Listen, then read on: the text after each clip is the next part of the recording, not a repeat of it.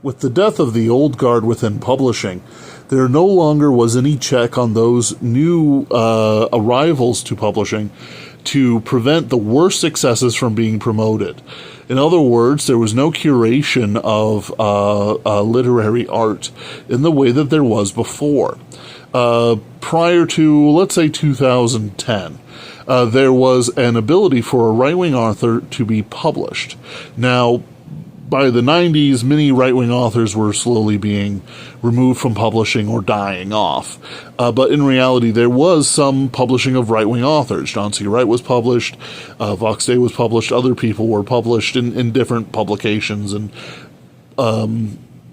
ways. Maybe 2008, 2006, somewhere in there, but not after 2010. There was a definite change. Contracts were honored, but contracts were not renewed. Bain had a brief flourishing, as did other things that, say, ripped off Star Wars, Star Trek, and more.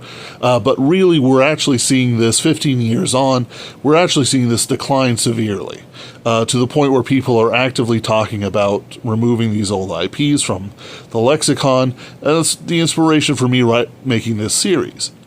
The true believers in power now have a God in leftism, but don't actually reject God as shall I say, obviously, as the previous guard did. Right? When people like Asimov and even Heinlein and others rejected God, they did so because God interfered with their sexual mores.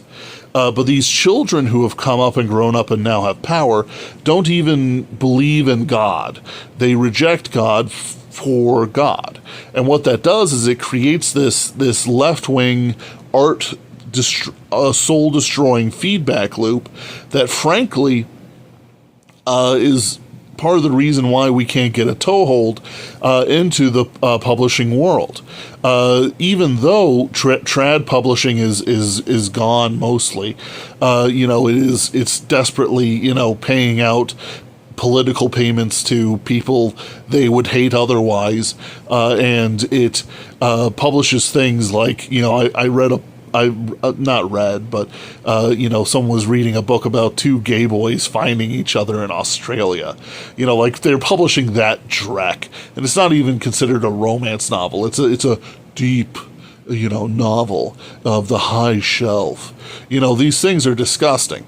But it is what we have now, and it's because those young ones don't even believe in God to hate him.